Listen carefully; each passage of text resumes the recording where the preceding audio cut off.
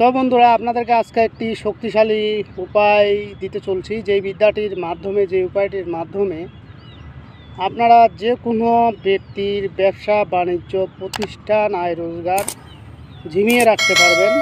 অর্থাৎ এমন ঝিমিয়ে থাকবে যে এটা আর কোনো সময় তার উন্নতি হবে না।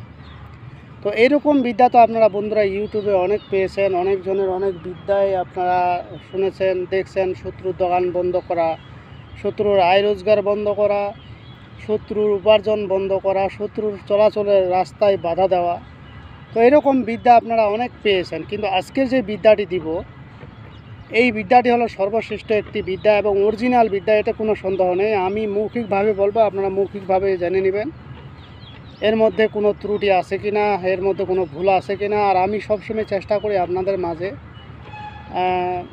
অরিজিনালভাবে বিদ্যা দেওয়ার। তবে যেগুলো অরিজিনালভাবে দেওয়ার সেগুলো অরিজিনালভাবে দেই, যেগুলো দেওয়া সম্ভব না সেগুলো অরিজিনালভাবে দেই না। কেননা আমি আপনাদের কাছে বলি, ধরেন একটা আমি মারণ বিদ্যা দিব, এই মারণ বিদ্যাটি দেখা গেল যে কাজ করার সঙ্গে সঙ্গে হয়ে যাবে। যেমন শূন্যতে উপজিল কাল, কাল বলে বালবাল, অমকাল জমকাল জম ঘরে নাপকাল।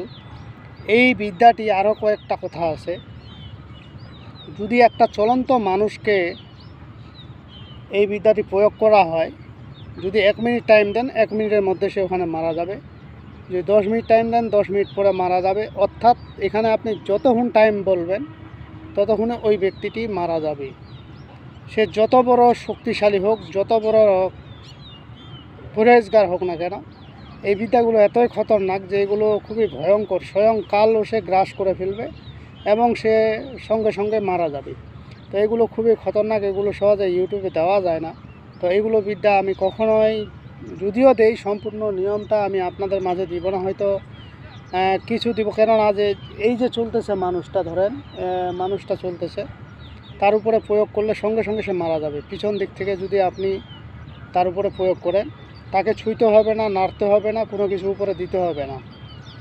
শুধু চলাচলের ক্ষেত্রেই এই জিনিসটা প্রযোজ্য। আর যদি আপনি কাজ করে নেন যে এই জিনিসটা আপনি রাস্তায় ফেলাই দিবেন, রাস্তায় ফেলা দেওয়ার পরে যদি সে পাড়ায় যায়, তাহলে সে কিন্তু ওই রাত্রেই বিছানায় মারা যাবে, আর সে জীবিত হতে পারবে না। তো যাই হোক, হায়াত মতের মালিক হলো আল্লাহ।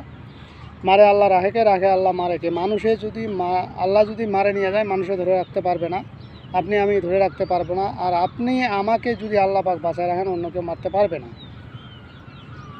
তো যাই হোক, ওইদিকে আমার কথা না। আপনাদের সাথে আজকে যে বিষয়টি নিয়ে আলোচনা করব, শত্রুর ব্যবসা বাণিজ্য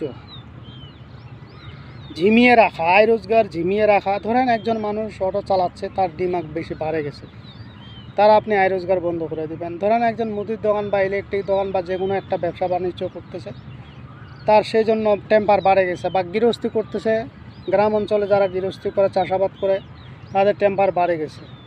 তো তাদেরকে নিয়ন্ত্রণে রাখার জন্য, তাদের শক্তি, তাদের যে উপার্জন বন্ধ করার জন্য, সেগুলো বন্ধ করার জন্য আজকের এই শক্তিশালী উপায়টি খুবই খতরনাক। অযথা কারো উপরে আপনি মন চাইলে প্রয়োগ করে দিবেন না, এবং এটি খুবই ভয়াবহ হবে। ওই মানুষটা নিঃস্ব হয়ে যাবে। আপনারা স্ক্রিনে দেখেন, স্ক্রিনে যে এই গাছটি দেখতেছেন, এই গাছটির নাম হলো সাদা লজ্জাবতী গাছ।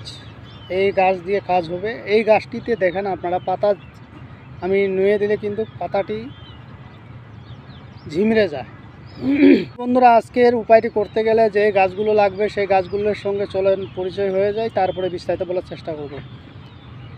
তা প্রথমত আপনাদেরকে যে গাছটি লাগবে হলো সাদা লজ্জাবতী গাছ, না হলেও আপনার লাল লজ্জাবতী গাছ হলেও হবে। এই গাছগুলো দিয়ে অনেক ধরনের কাজ করা যায়। এরপর দেখেন বিষকাঁঠাল এই গাছ, এই গাছ আপনাকে লাগবেই। তো স্ক্রিনে সরাসরি দেখে নেন, না দেখলে তো চিনবেন না। তো এই যে গাছগুলো দেখলেন, এই গাছগুলো অবশ্যই লাগবে। সেই গাছের পাতা হোক বা শিকড় হোক অবশ্যই নিতে হবে। এবং যার আয় রোজগার বন্ধ করতে চান, যার দশাটা ফালাই দিতে চান, যার চলাচলের রাস্তা বন্ধ করতে চান, চলাচলের রাস্তা বলতে আয় রোজগারের রাস্তা, সে ভালো চলছে, ভালো খাচ্ছে, তার এইটা যদি আপনারা বন্ধ করতে চান, তাহলে আপনাকে এই জিনিসগুলো সংগ্রহ করতে হবে এবং ওই ব্যক্তির পায়ের ধুলা সংগ্রহ করতে হবে। এবার আজকে বলা উপায়টি আপনাকে আগে থেকেই মুখস্থ করে রাখতে হবে। শনি মঙ্গলবার মুখস্থ করলেও হবে, তবে পাক পবিত্র অবস্থায় করবেন। এটা কোনো সাধন ভোজনের দরকার নেই, মুখস্থ করলে কাজ করবে, কারণ এগুলো মৌখিক বিদ্যা। তবে যে এইগুলোর মধ্যে এই যে বিদ্যাটি আমি আপনাদেরকে বলবো, এটা দিয়ে অনেক ধরনের কাজ করা যায়। কালীকে ধরে আনা যায়, কারো উপরে পাগল করে দেওয়া যায়, কবুতর মারা যায়, কবুতর দিয়ে চালান কাজ করা যায়, শত্রুর উপরে বান মারা যায়, শত্রুকে প্যারালাইসিস করা যায়, অনেক রকমের ওস্তাদে বলছে এই মন্ত্রটি দিয়ে 101 রকমের কাজ হবে। তো তার মধ্যে আজকে আপনাদের মাঝে এই বিদ্যাটি আপনারা আশা করি উপকৃত হবেন। তো এই যেই ব্যক্তির আপনারা কাজ করবেন, এই ব্যক্তির পায়ের ধুলা আপনারা যে কোনো দিন সংগ্রহ করবেন।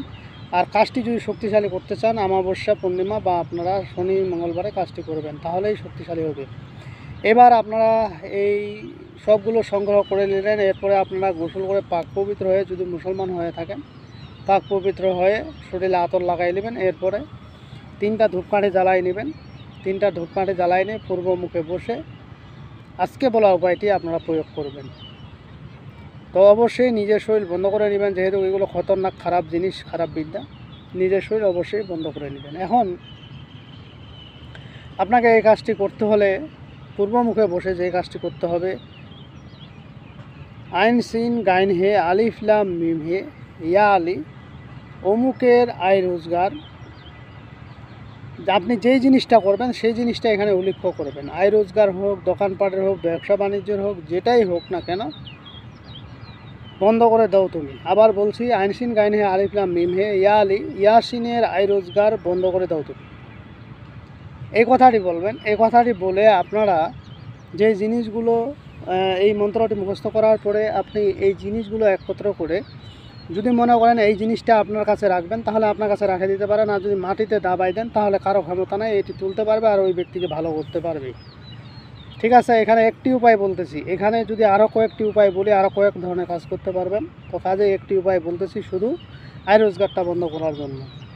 এরপরে এইগুলোকে আপনি নিয়ে 21 বার অভিমন্ত্রিত করবেন। আজকে বলা মন্ত্রটি দিয়ে 21 বার অভিমন্ত্রিত করে, অর্থাৎ একবার পড়বেন, একটি ফু দিবেন। এইভাবে 21 বার পরে 21টি ফু দিয়ে এই জিনিসটিকে সুন্দর করে একবারে বাঁশের চুঙ্গির মধ্যে, বা আপনি যেই প্লাস্টিকের পাইপ টাইপ যাই পান না কেন, যদি শক্তিশালীভাবে করতে চান, বা একটা আপনার ছোট শিশি টিসি হইলেও হয় কাঁচের, এই জিনিসটিকে সুন্দর করে মুখ বন্ধ করে দিয়ে যাতে পানি না ঢোকে।